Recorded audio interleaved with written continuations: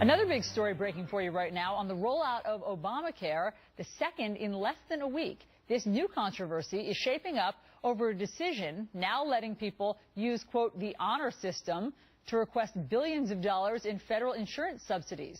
Mark Thiessen is a fellow at the American Enterprise Institute and former speechwriter for President George W. Bush, and Julie Roginski is a former senior political advisor to the late Senator Frank Lautenberg and a Fox News contributor. Welcome to both of you. Hi, Allie. Great to see you guys. Julie, thanks. This is interesting, this announcement that's come out that in order to apply and be eligible for these federal subsidies, generally you have to make under $45,000 per individual, but now they won't really require any documents. You just have to say how much you make, and that's good enough. What do you think of that? Well, you know, you're sort of damned if you do, damned if you don't. The right wing wanted the IRS out of Obamacare, and looks like they're getting their wish partially, right? I mean, to some extent, the IRS isn't going to be checking your income statement or checking to see how much money you're making. So, do I think this is the best way to go? No. I think that, unfortunately, this Obamacare has gotten incredibly underfunded because the Republicans don't want to fund it. I think there's been constant roadblocks to getting it implemented, despite what the law was passed into, despite the fact that it was passed into law.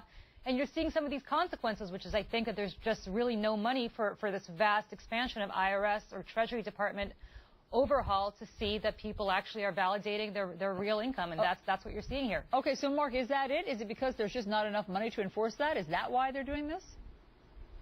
Oh, I don't think that's the reason for it. But look, I find it absolutely funny when Julie brings up the IRS.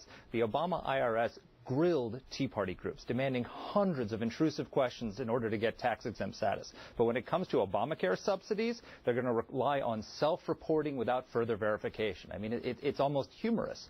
And the best part of it is the reason they gave for waiving the verification requirement. They said, and I'm quoting them, I'm not making this up, that it was not feasible to check the eligibility of individuals. So we're learning from the Obama administration, amazingly, that it is not feasible to check the eligibility of tens of millions of Americans complying with tens of thousands of pages of regulations. So we've got a situation where this bill is so massive, so complicated, so unwieldy that the Obama administration admits it cannot implement Obamacare. Well, that's what a disaster this law is. Mark, would you rather just give the IRS the vast expansion of power and the vast expansion of money to actually double-check all these tens of millions of people? Because, you know, on the one hand, you say that you don't want the IRS involved in Obamacare. Fine, wish granted to some extent with this. On the other hand, you're essentially saying, no, we have to give the IRS the power to enforce this mechanism, this law. So what is it? I mean, you guys have to make up your mind. Do you want the IRS involved? Do you not want the IRS involved? Because as I said, you're sort of damned if you do, damned if you don't. From the Republican perspective, you're just going to beat up on anything that anybody does on this issue. Go ahead, Mark. I'll tell you what I want. I want Obamacare repealed because it's an absolute disaster. And this is evidence of what a disaster it is. Your own administration, your own party, you people wrote this law, okay? And you can't even implement it. This is one after another example of the train wreck of implementation. First, we can't implement the employer mandate, which is a terrible idea. It's going to cause, and the reason, by the way, they're not going to implement the employer mandate is because they don't want businesses to start cutting hours and cutting jobs right before the midterm elections. And now they're not going to implement the verification procedures. And the reason for that is very simple, because these are embarrassments. The real embarrassment that they're afraid of is that nobody's going to show up, that nobody's going to sign up for the subsidies. So what they're doing is they're lowering the barrier, because if no one signs up for the subsidies, then Obamacare falls apart because the exchanges fall apart.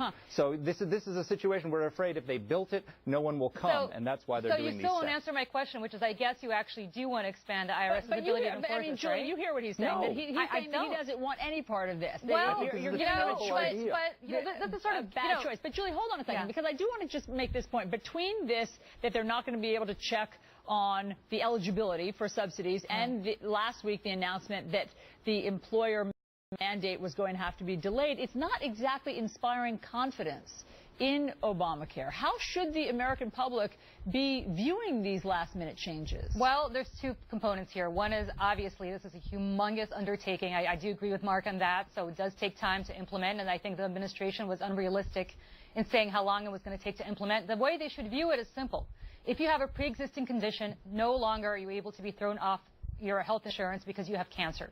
If you suddenly develop cancer while having health care, no longer is the insurance company going to be able to throw you off the insurance rolls just because he's developed a disease that they don't want to pay for. And so on and so forth. It's a good bill. Yes, and to your point, that is, Mark, the most popular component of Obamacare, the pre-existing condition. So I'll give you the last word. Well, yes, but there's fine. There are popular components to Obamacare, but the bill is massively unpopular. And this waiving of the verification requirement is an invitation to fraud. We already know from the Treasury Inspector General that 25% of earned income tax credits go to people who are not eligible. So if you apply that rate of fraud to this Obamacare mandate, it's going to be $250 billion in improper payments to the American people if we go at that rate. This is a huge invitation to fraud. It's a massive disaster of a bill. And it's going to be, and it's going to. I agree. Let's fund this so we don't have to worry about this kind of fraud. You're absolutely right on that one. Let's repeal it. Right. Okay. That's not happening. Thanks so much for the debate, Mark Teese and Julie Roginski.